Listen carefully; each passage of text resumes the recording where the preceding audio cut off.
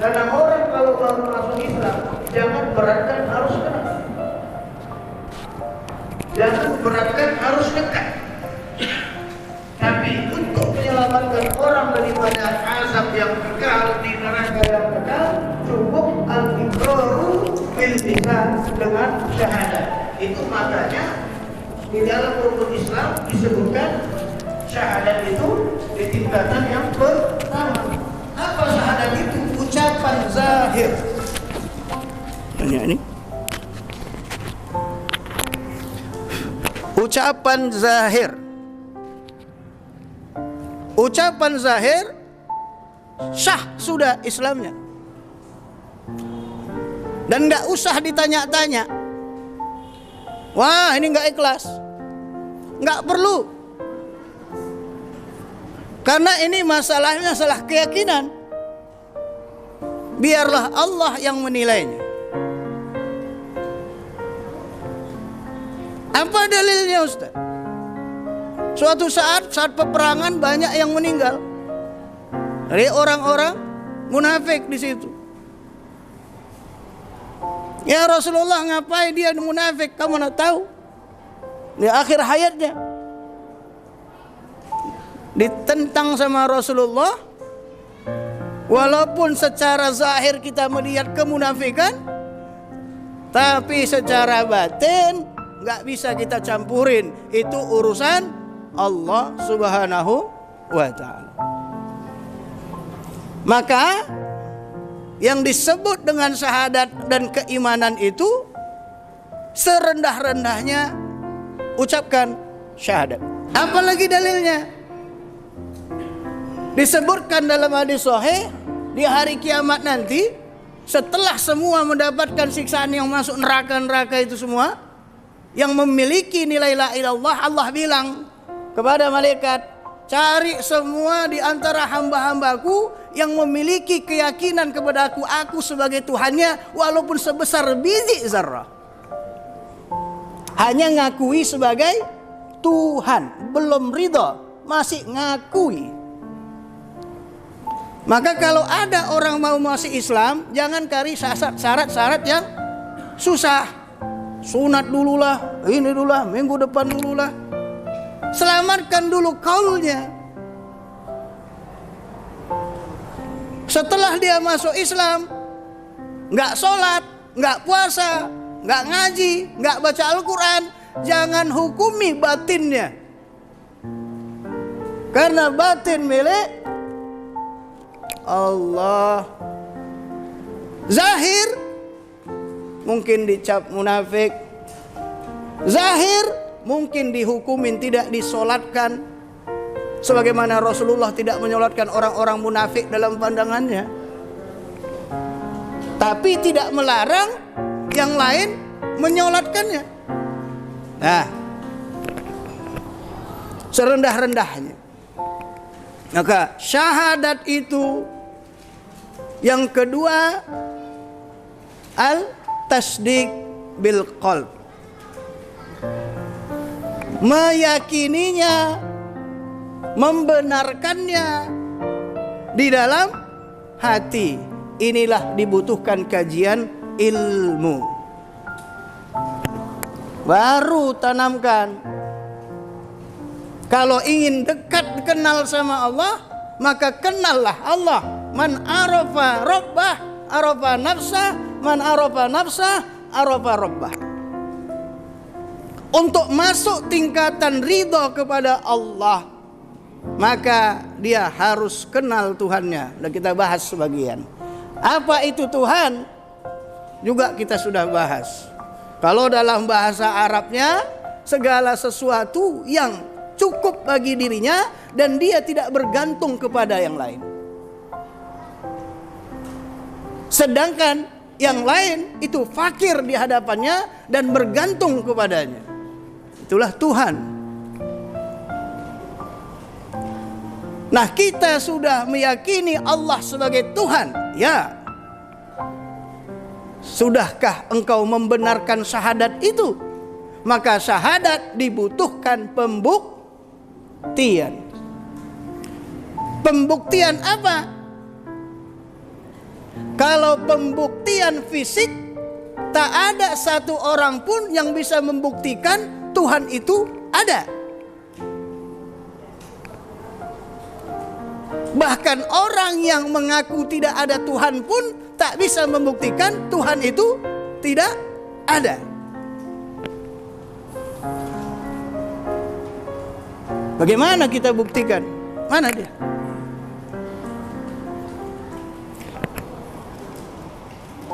Maka dibutuhkan yang namanya pembuktian ilmiah dan akliyah. Ilmiah bergantung kepada akliyah, diterima akal atau tidak. Maka untuk mengenal Tuhan dibutuhkan yang namanya ilmu akli. Hukum ilmu akli dalilnya itu antara wajib, mustahil, harus. Sehingga kalau kita sudah tahu apa yang menjadi wajib bagi Tuhan, tambahlah yakin kita. Udah kita ketahui yang tidak mungkin bagi Tuhan, bertambahlah yakin kita terhadap Allah sebagai Tuhan. Dan kita sudah ketahui bahwa Tuhan tidak bisa dipaksa kehendaknya. Kenapa dia ciptakan ada mukmin, kenapa dia ciptakan ada kafir? Tidak ada yang bisa memaksa. Karena jais bagi dirinya. Kenapa? Dia Tuhan. Kata ulama, jangan pernah bertanya apa yang dibuat Tuhan, tapi bertanyalah apa yang engkau buat, karena engkau akan ditanya. Ada lagi satu istilah, apa saja yang kau pikirkan tentang Tuhan dalam pikiranmu, jawabannya adalah kebalikan daripada apa yang kau pikirkan. Kalau kita memikirkan zat Tuhan dalam bayangan kita is nonsense, maka nggak bisa dibuktikan dengan bentuk nyata. Maka harus dibuktikan dengan bentuk akal, sehingga kita bisa meyakini la ilaha illallah. Karena ada dua di situ. Ada nafyun, ada isbat. Ada penolakan, ada penetapan. Yang mana yang ditolak, yang mana yang ditetapkan. Nah, maka disitulah diantarkan kita untuk mengenal hukum akli, disebutlah pembelajaran sifat 20. Sinilah mazhab ahli sunnah al-jamaah. Sifat 20 mengantarkan kita kepada hukum akal. Siapapun pasti akan bisa menerima. Tapi kalau hukum nakli tentang adanya Tuhan, cukup Al-Quran dan hadis. Tapi orang kafir nggak bisa, mereka juga punya kitab. Nah, disitulah. Nah, hukum akli, wajib, mustahil, harus, yang harus kita pahami itu ada 40 sifat zat, 40 sifat Tuhan. Yang 40 sifat itu wajib, mustahil, jaiz, terbagilah dengan 4 bagian. Ada yang bersifat nafsiyah. Apa yang nafsiyah itu? Zatnya. Apa yang harus kita yakini? Ada. Permasalahannya memaknai ada itu, ini yang harus dipahami, dihantarkan dengan akal. Kalau zat itu ada, seperti apa adanya? Orang kafir ngaku ada Tuhan, Nasrani ngaku ada Tuhan, Yahudi ngaku ada Tuhan, Buddha ngaku ada Tuhan, Hindu ngaku ada Tuhan. Pengakuan-pengakuan yang mereka maknakan Tuhan itu harus diantarkan kepada pembuktian akal. Maka zatnya itu harus dibuktikan adanya seperti apa sifatnya, bukan bentuknya. Ya kan ya? Kalau mereka ada bentuknya sudah jelas, nanti bertentangan dengan akal. Maka sifat wujud nafsiyah ini harus disandarkan lagi dengan sifat salbiyah, sifat-sifat yang berhubungan dengan zat, yang wajib ada bagi dia dan yang mustahil ada bagi Tuhan. Apa itu wajib? Yang tidak bisa akal untuk menolak keberadaannya. Mustahil, yang tidak mungkin akal menerima keberadaan itu. Jaiz, boleh ada, boleh tidak dalam perbuatannya. Maka ada yang dimaksud, ada zatnya, ada sifatnya, ada af'alnya, ada asma'nya. Ada berapa, Pak? Ada zatnya, ada sifatnya, ada namanya, ada af'al, asma, af'al, ya, af'alnya. Maka keberadaan ini semua harus punya yang mensifati zat ini. Pertama, Tuhan yang ada itu harus qidam.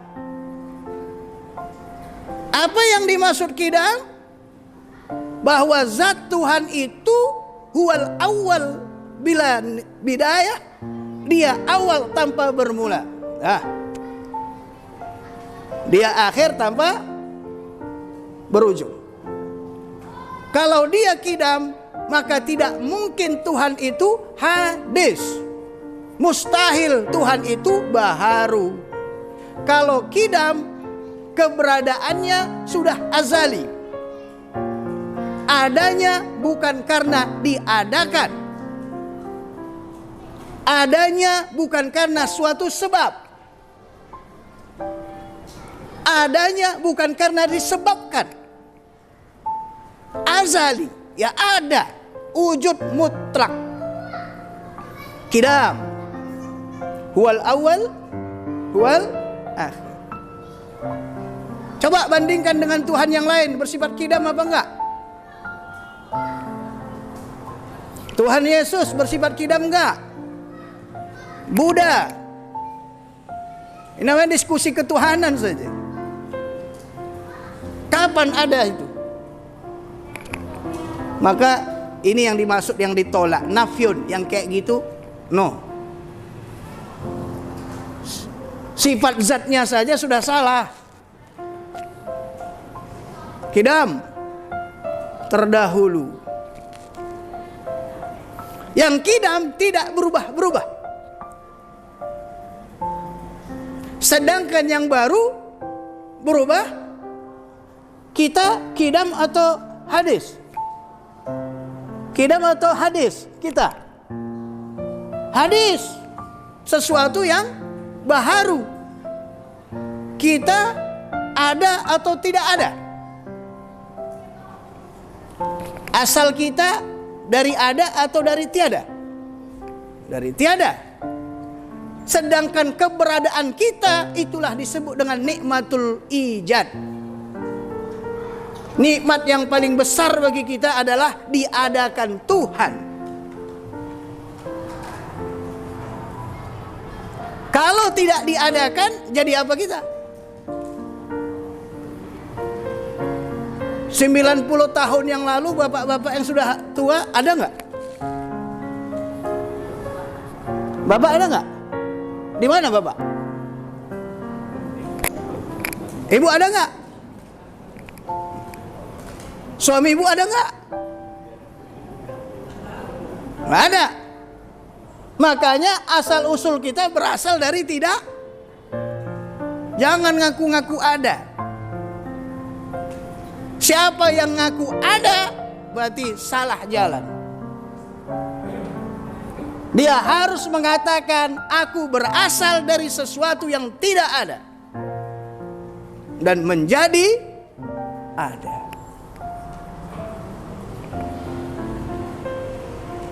Karena kita adalah berasal dari sesuatu yang tidak ada menjadi ada, itulah yang disebut dengan hadis baharu.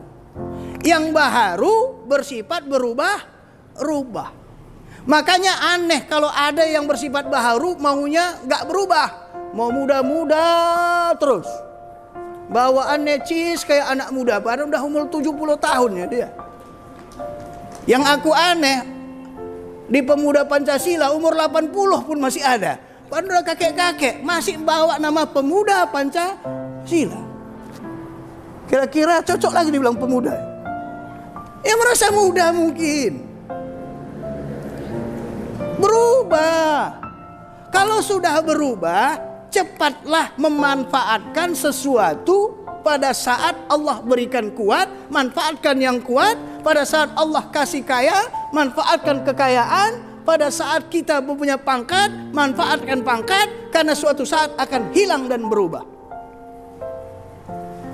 Ini namanya akidah tauhid. Sehingga orang yang bertauhid itu nggak sombong.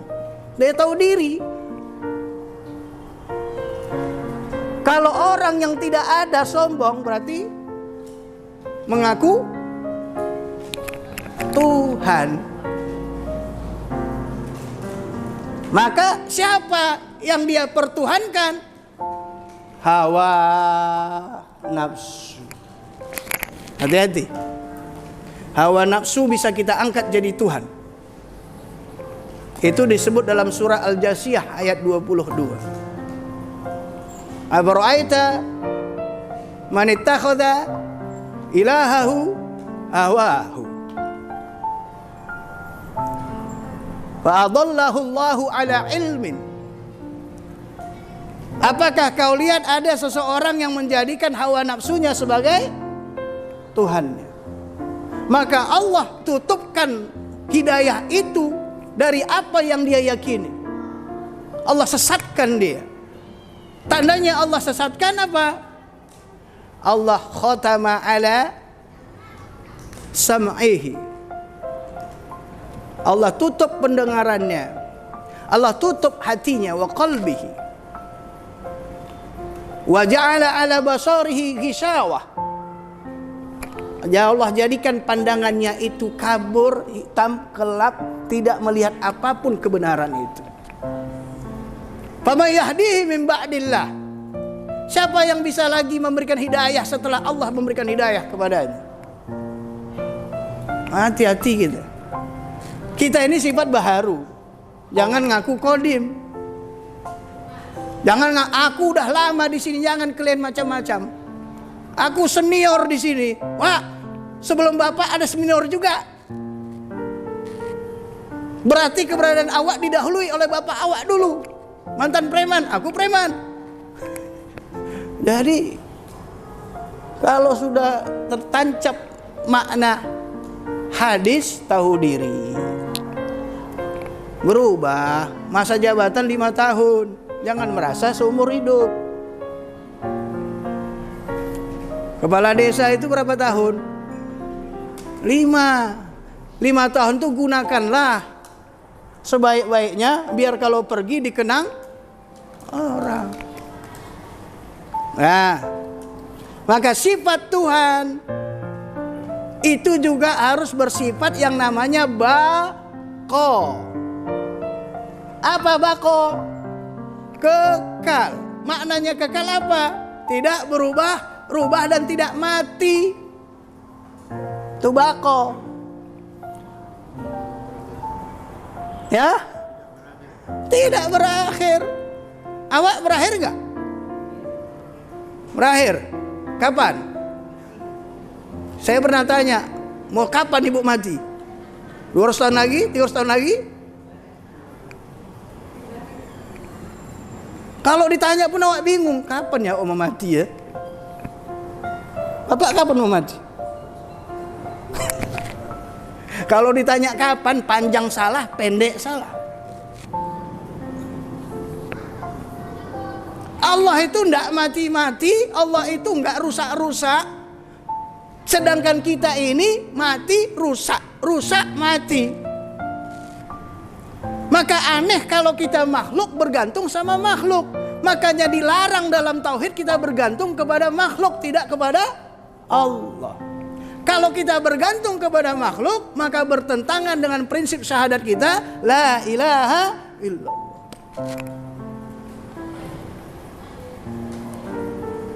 Kalau urusan ini udah kita serahkan sama Allah, enak enggak? Kalau orang tasawuf, orang-orang tarekat, kalau dia sudah punya mursyid, dirinya ini sudah enggak ada, udah diserahkannya sama mursyidnya. Kehendaknya ini sudah enggak ada,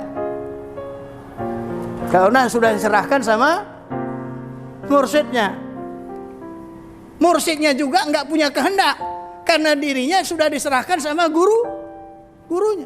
Gurunya juga enggak punya kehendak, karena diserahkan sama guru-gurunya. Sampailah kepada Rasulullah. Rasulullah pun tidak punya kehendak, karena kehendaknya sudah diserahkan kepada Allah.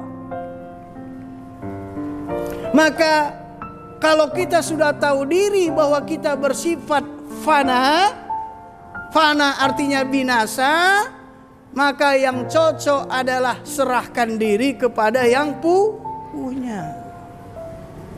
Syekh Ibnu Athaillah Sakandari sampaikan kepada kita, untuk kita bisa mendekati Allah nantinya, maka kuburkanlah keberadaanmu ke tempat yang sangat dalam, fi ardil khumul, ke tempat yang serendah-rendahnya, sebagaimana wujudmu memang wujud kita adalah rendah.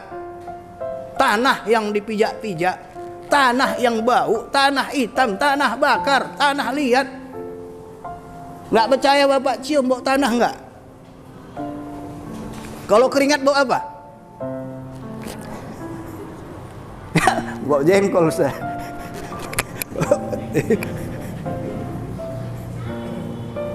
Jadi tanamkan dirimu, eksistensimu, jangan mengaku bahwa engkau adalah sesuatu dari sesuatu yang kau buat. Tanam agar tumbuh yang namanya hasil-hasil yang indah. Itu kata Syekh Ibnu Athaillah Sakandari. Jangan punya ilmu merasa punya ilmu. Tanam, buang itu. Subhanaka la ilma lana illa ma 'allamtana. Punya harta sadari, al malu wal banun zinatul hayatid dunya wal baqiyatus shalihat khairun inda rabbika wa khairun amala.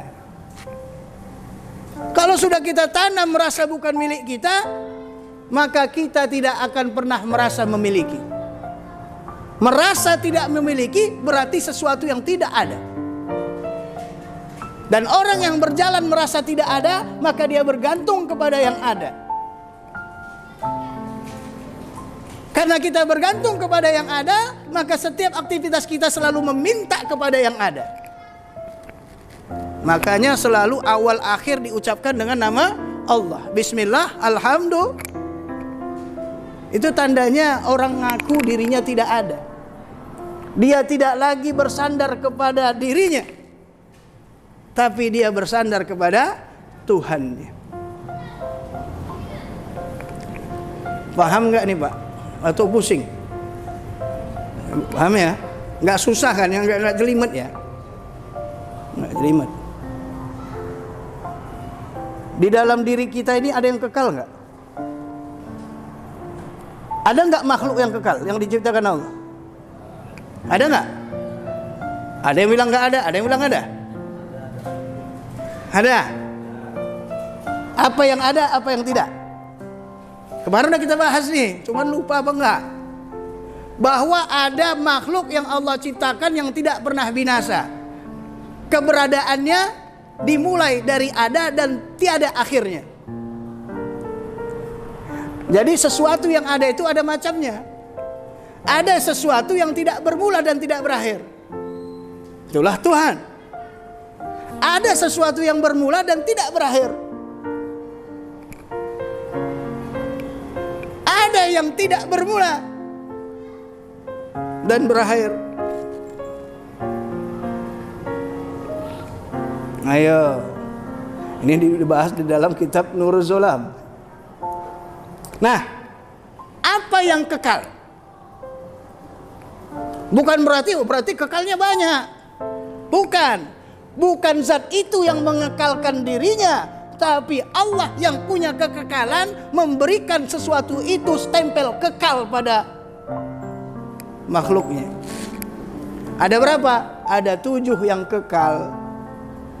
Bukan kekal karena dirinya, tapi kekal bergantung sama yang punya kekekalan. Siapa? Allah. Manusia mungkin gak umurnya 10.000.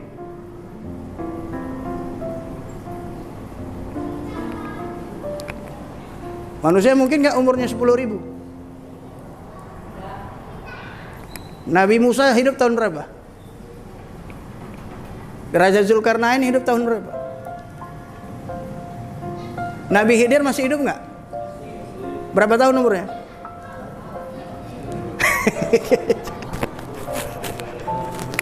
Tapi dia bukan dikatakan kekal karena masih di dunia.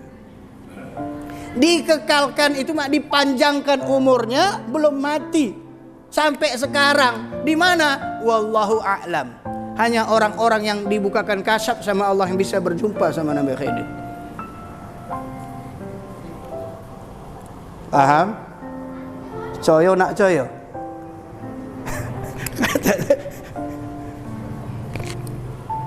Di dalam kitab Nurul Salam, Nabi Khidir itu akan mati saat ayat Al-Quran sudah diangkat. Bukan karena Nabi Khidir hebat, enggak. Tapi karena Allah yang punya kekekalan dalam mengekalkan sesuatu, Allah panjangkan umurnya. Kita ini semuanya mati enggak? Makhluk. Ada nggak yang hilang nggak mati? Ada. Nabi Isa hilang nggak? Dihilangkan siapa? Allah. Mati nggak? Enggak. Harus dipahami ya. Kerjaan Allah jangan dilogikakan. Kenapa kayak gitu? Dosa. Itu namanya Allah bersifat punya otoritas suka-sukanya. Jangan urus urusan Allah. Urus urusan Allah. Allah cuma bilang, kau kerjakan apa yang kuperintahkan kepadamu, maka aku akan menyempurnakan apa kebutuhanmu. Selesai. Kan enak itu. Kerjakan aja lah. Urusan duniamu gak usah kau urus aku. Jangan kau tanya aku tentang kebutuhanmu. Jangan ajari aku mana yang butuh bagimu. Itu kata Allah di hadis qudsi itu. Maka jangan tanya kenapa kau buat aku kayak gini Allah. Gak usah tanya. Berarti belum ridho Allah sebagai Tuhan. Kenapa yang baik pula anakku yang diambil engkau ini ya Allah. Kenapa yang gak buruk ini kau keambil. Aku benci kali yang satu ini. Ini aja aku ikhlas sekali. Kalau ini enggak aku. Nah kacau gitu. Ini enaknya kalau kita sudah dudukkan diri dengan tauhid ini. Tapi ingat, ilmu ini enggak sembarangan lengket. Ilmu itu punya bagian 3 bagian. Ada batang, ada ruh, ada nur. Yang namanya ilmu Pak, ada batang, ada ruh, ada nur. Batangnya ini. Nih sumber bacaan. Apa yang dibaca bisa menggerakkan diri enggak? Belum tentu. Dari mana dapat rohnya? Dari guru. Roh ilmu. Kalau sudah ada dari guru, bersambung dengan guru, maka jadilah ilmu itu cahaya. Sebagaimana yang disebutkan Imam Syafi'i, al-ilmu nur. Ilmu itu cahaya. Kalau cahaya berarti yang menuntun jalan kita. Maka kalau ada ilmu kita pelajari tapi enggak melekat pada hati, tak berbuah pada amal, berarti hanya sekedar ilmu bacaan. Nah, hati-hati. Paham ya? Bersifat baqo. Jadi yang 7 tadi apa yang kekal? Salah satunya roh. Di dalam kita ini ada roh, ada aja. Jasad hancur, roh balik. Karena roh bagian daripada zat yang diembuskan Allah dengan hembusannya. Wa nafakhtu fihi mir ruhi, adalah kehidupan itu. Maka roh bukan ciptaan tapi hembusan. Maka roh tidak akan pernah mati. Begitu mati jasad, roh berpindah ke alam selanjutnya. Yang fana jasad, roh naik kemana? Nanti kita rasakan sama-sama. Kalau kita bahas ini bukan bahasan akal. Maka wajar dibilang, ya Muhammad, kalau ada yang bertanya kepadamu tentang roh, katakan roh itu bagian urusanku. Maksudnya, tanya Pak, roh itu di mana? Tangan, di kaki, di muka? Di mana? Apa di seluruh tubuh? Roh diangkat, kita tahu dari mana dimulai dicabut roh. Berarti dari ujung kaki. Berarti roh itu kalau bahasa Arabnya ibarat kata hembusan angin. Maka roh itu bersifat menyatu di dalam seluruh tubuh. Dan tubuh ini hanya dijadikan sebagai alat saja. Alat saja ini. Maka dengan adanya ruh, karena ruh sumbernya ilahi langsung, tanah sumbernya adalah ciptaannya, maka yang harus kita rawat adalah roh. Sehingga nanti kembali kepada Tuhan. Ada roh nanti nggak kembali kepada Tuhan, tertahan di bumi saat dia mati. Siapa itu? Roh orang kafir. Ada roh tertahan di pintu surga kalau dia sudah mati. Yang lain masuk surga, dia enggak. Roh siapa itu? Roh orang berutang. Makanya kalau punya hutang yang macam-macam, Pak. Jangan tahan-tahan hutang orang. Kalau sudah mampu bayar cepat. Tak jadi dia masuk surga. Walaupun dia syahid. Syahid aja tertahan, apa yang tak syahid? Nah. Oke, kita lanjut. Kalau Allah itu bersifat baqa, kita bersifat fana. Yang fana jangan berlagak baqa. Yang berlagak baqa itu kayak Fir'aun, menyangka tak mati-mati, kekuasaannya akan selalu abadi. Akhirnya bagaimanapun dia pertahankan, gak jalan lagi akal sehat. Kalau lahir anak laki-laki, bunuh semua. Nanti diambilnya pula barang awak ini gitu. Dah, tak jalan akal sehatnya. Sama kayak pejabat sekarang, kalau takut-takut dah, yang nggak cocok sikat, nggak cocok tangkap, penjara. Makan kaulah itu. Nanti di hari kiamat kau kena. Fir'aun udah kena benam, kau ntar lagi. Siapa-siapa yang kekal, merasa kekal, kecuali yang 7, hati-hati. Roh kekal, tapi nggak pernah ngaku kekal. Yang apa? Kekal, aku kekal. Dan nantang Tuhan itu. Yang kedua siapa? Surga.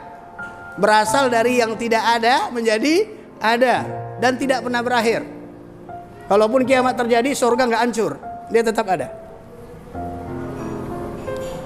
Ya Pak, jangan dikira kiamat pun surga hancur nanti dibangun lagi, jangan. Itu akidah yang salah. Apa lagi? Neraka. Neraka itu berasal dari tidak ada menjadi ada dan tidak akan pernah berakhir. Apalagi Al-Qalam. Bagaimana kolam itu jangan Bapak bayangkan pula, Ibu bayangkan. Mana kolam itu? Kayak gini besarnya tuh. Salah. Urusan-urusan gaib gak usah banyak dipikirkan akal. Nah, itu yang gila-gila itu gimana ya? Kaji-kaji diri terakhir mereng. Karena terlalu memahami sesuatu yang tak sanggup akal memahaminya. Udah 4. Apalagi? Kursi. Gimana kursi itu? Gak usah dibayang-bayangkan. Kita paham ahli sunnah jamaah. Jangan membayangkan Allah punya kursi. Kursi itu bukan untuk didudukin. Apa maksud kursi? Wasi'an kursius samawati wal ardh. Luasnya kursi itu luasnya langit dan bumi itu. Gak bisa kita bayangkan kursi kayak mana. Sempat kursi itu dibawa orang legislatif gimana itu? Tak buat kantor itu. Apalagi arasy. Arasnya Allah. Apalagi terakhir Lauhul Mahfuz. 7 ini kekal. Nah, kalau ditanya kalau nanti kiamat apa semuanya hancur? Enggak. Jadi nanti waktu ditiupkan sangkakala, yang bangkit mana? Jasad apa ruh? Jasad. Ruh di mana? Dikembalikan nanti ke dalam jasad. Dan kembalinya ruh ke dalam jasad tak pernah salah dan tak bisa milih. Kemarin awak sama dia jasad, aku nggak mau, aku pindah aja ke sana. Nggak ada. Emang zaman dunia. Berarti sebenarnya mati itu tidak pernah ada dalam secara roh.